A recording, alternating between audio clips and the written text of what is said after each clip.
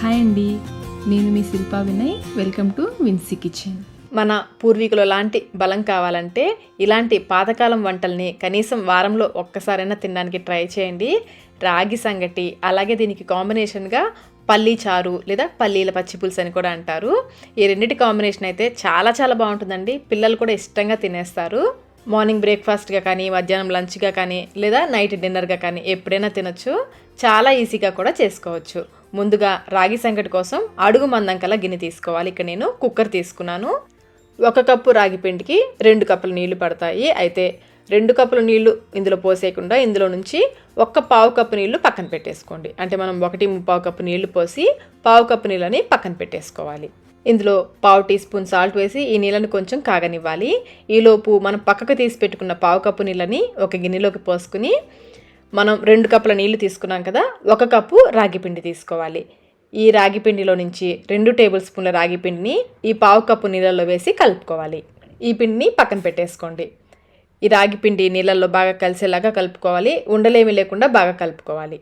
చూడండి, ఈ విధంగా పల్చగా ఉండాలి, ఉండలేమి లేకుండా కలుపుకోవాలి. ఇలా కలుపుకొని పక్కన పెట్టేసుకోండి. నీళ్ళు కూడా కాగి లైట్గా బబుల్స్ వస్తున్నాయి కదా, ఇప్పుడు దీంట్లో 1/2 టేబుల్ స్పూన్ నెయ్యి వేసుకోవాలి. అలాగే మనం కలిపి పెట్టుకున్న రాగి పిండి మిశ్రమాన్ని ఒకసారి కలుపుకొని పోసుకోవాలి. వెయిట్ లాస్ అవ్వాలనుకున్న వాళ్ళు ఇందులో నెయ్యి వేసుకోకుండా కూడా చేసుకోవచ్చు. నెయ్యి వేసుకోకపోయినా కానీ టేస్ట్ బాగుంటుంది. నెయ్యి వేస్తే ఇంకా బాగుంటుంది. ఒకసారి అంతా బాగా కలిసేలాగా కలుపుకొని ఫ్లేమ్ని మీడియంలో ఉంచి ఈ నీళ్ళని కొంచెం మరిగించుకోవాలి. రాగిపిండి ఉడికి ఇది కొంచెం చిక్కబడి జావలాగా ఉంటుంది. ఇలా ఉడుకుతున్నప్పుడు మిగిలిన రాగిపిండిని వేసేసుకోవాలి. ఇలా జావలాగా చేసుకున్న తర్వాత రాగిపిండి వేసి కలుపుకుంటే సంగటి ఉండలు కట్టకుండా చక్కగా వస్తుంది. దీన్ని చూడండి, ఈ విధంగా మధ్యలోకి ఇలా కలుపుతూ ఉంటే పిండి అంతా కూడా చక్కగా కలుస్తుంది. ఫ్లేమ్ని లోనే ఉంచి కలుపుకోవాలి. ఇక్కడ నుంచి ప్రాసెస్ అంతా కూడా లో ఫ్లేమ్లోనే చేసుకోవాలి. బాగా కలిసిన తర్వాత ఈ విధంగా మ్యాష్ చేస్తూ కలుపుకుంటే ఎక్కడైనా ఉండలు కట్టుంటే చక్కగా విడిపోతుంది. చూడండి, ఈ విధంగా బాగా మ్యాష్ చేస్తూ ఉడికించుకోవాలి. ఇందులో మనం రైస్ వేయట్లేదు కాబట్టి షుగర్ పేషెంట్స్ కూడా హ్యాపీగా తినేయచ్చు. చూడండి, ఈ విధంగా బాగా దగ్గరగా అయిన తర్వాత అంతా ఈవెన్గా స్ప్రెడ్ చేసేసుకుని మూత పెట్టేసి చాలా లో ఫ్లేమ్ మీద 5 నిమిషాల పాటు ఉడికించుకోవాలి. అన్నిటికంటే తక్కువ మంట ఉన్న దాని మీద పెట్టేసి 5 నిమిషాల పాటు ఉడికించుకోవాలి. మాడిపోకుండా మధ్య మధ్యలో గమనించుకుంటూ ఉండాలండి. 5 నిమిషాల తర్వాత చూస్తే సంకటి చూడండి చక్కగా ఉడికి ఈ విధంగా ట్రాన్స్పరెంట్గా అవుతుంది. అంతేనండి, రాగి సంకటి రెడీ అయిపోయింది. ఈ కొలతలతో చేశారంటే మీకు ఇది ఆరిన తర్వాత కూడా గట్టిగా అయిపోకుండా చాలా స్మూత్గా ఉంటుంది. ఈ కన్సిస్టెన్సీలో ఉన్నప్పుడు స్టవ్ ఆఫ్ చేసేసుకుంటే ఇది ఆరాక మరి కొంచెం గట్టిపడుతుంది. చాలా ఈజీగా చేసేసుకున్నాం కదండి రాగి సంకటి. చూడ్డానికి కూడా చాలా బాగుంది కదా. ఇప్పుడు స్టవ్ ఆఫ్ చేసేసుకుని మూత పెట్టేసి 10 నిమిషాల పాటు పక్కన పెట్టేసుకోండి. ఈలోపు మనం పల్లీల చారుని తయారు చేసుకుందాము. ప్యాన్లో 1/2 టీ స్పూన్ నూనె వేసుకుని, నూనె కాగిన తర్వాత 7-8 పచ్చిమిర్చి వేసుకుని వేయించుకోవాలి. లేదా మీ కారానికి తగ్గట్టుగా పచ్చిమిర్చి వేసుకుని వేయించుకోండి. పచ్చిమిర్చి బాగా వేయించుకోవాలి. ఈ విధంగా బాగా వేయించేసుకుని దీన్ని తీసి పక్కన పెట్టేసుకోండి. ఇప్పుడు ఇదే ప్యాన్లో 2 టీ స్పూన్ల నూనె వేసుకుని, నూనె కాగిన తర్వాత 1/2 టీ స్పూన్ ఆవాలు, 1/4 టీ స్పూన్ జీలకర్ర, 2 ఎండుమిర్చిని తుంపి వేసుకుని వేయించుకోవాలి. ఇవి వేగిన తర్వాత ఒక మీడియం సైజ్ ఉల్లిపాయని ఈ విధంగా పొడవుగా కట్ చేసుకుని వేసుకోవాలి.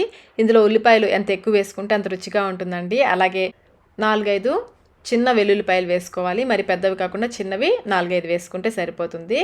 ఈ ఉల్లిపాయల్ని కొంచెం లైట్గా కలర్ చేంజ్ అయ్యేంత వరకు వేయించుకోవాలి.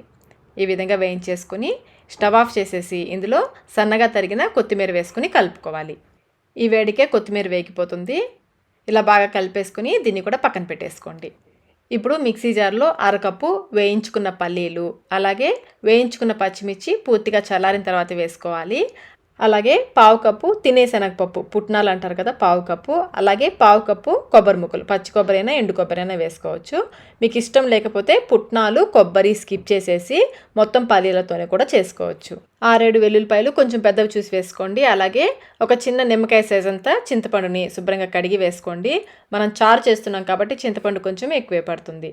అలాగే 1/2 టీ స్పూన్ జీలకర్ర, రుచికి సరిపడినంత ఉప్పు ఇక్కడ నేను 1/2 టీ స్పూన్ వేస్తున్నాను. కొంచెం కరివేపాకు కూడా వేసుకుని తగినన్ని నీళ్లు పోసి మెత్తగా గ్రైండ్ చేసుకోవాలి. చూడండి, ఈ విధంగా పల్చగా గ్రైండ్ చేసుకోవాలి. మనం చారులాగా చేస్తున్నాం కాబట్టి కొంచెం పల్చగానే ఉండాలి. ఇప్పుడు దీన్ని ఒక గిన్నెలోకి వేసేసుకొని రెడీగా ఉన్న పోపును కూడా వేసేసుకోవాలి. మీరు కావాలంటే పచ్చి ఉల్లిపాయలైనా వేసుకోవచ్చు అండి. ఇలా వేయించినవి కాకుండా పచ్చివైనా వేసుకోవచ్చు. ఒకసారి కలుపుకొని నేను ఇక్కడ మిక్సీ జార్లో తొలిపిన నీళ్లు కూడా పోస్తున్నాను. ఇది చాలా పల్చగా ఉంటుంది. నేను మరీ అంత పల్చగా చేయట్లేదు కానీ కొంచెం పల్చగా చేస్తున్నాను. అలాగే ఒకసారి టేస్ట్ చెక్ చేసుకుని సాల్ట్ తగ్గితే వేసి కలుపుకోవచ్చు. అంతేనండి, పల్లి చారు లేదా పల్లీల పచ్చి పులుసు రెడీ అయిపోయింది. రాగి ముద్దలు చేయడానికి ప్లేట్లో కొంచెం నెయ్యి పూసేసి దీంట్లో ఒక గరిటెడు ఈ రాగి సంగటి వేసేసుకుని చేతిని కొంచెం నీళ్ళతో తడుపుకొని చూడండి, ఈ విధంగా వీడియోలో చూపిస్తున్న విధంగా ఇలా బాల్ లాగా చేయాలి. నెయ్యి అంతా దీనికి పట్టించేసి చేతిలోకి తీసుకుని ఈ విధంగా చేస్తూ ఉంటే చక్కగా బాల్ లాగా వస్తుంది. ఒక 2 నిమిషాల పాటు ఇలా చేస్తూ ఉంటే చక్కగా మీకు బాల్ లాగా వచ్చేస్తుంది.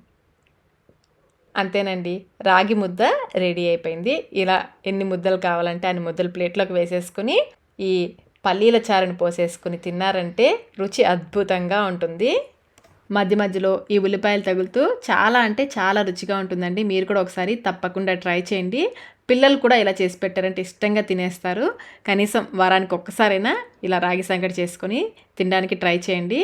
ఈ సంగటిలోకి పప్పుచారు, పులుసు కూరలు కూడా చాలా బాగుంటాయి. మరి మీరు ట్రై చేసి మీకు టేస్ట్ ఎలా అనిపించిందో మాకు కమెంట్ రూపంలో తెలియచేయండి.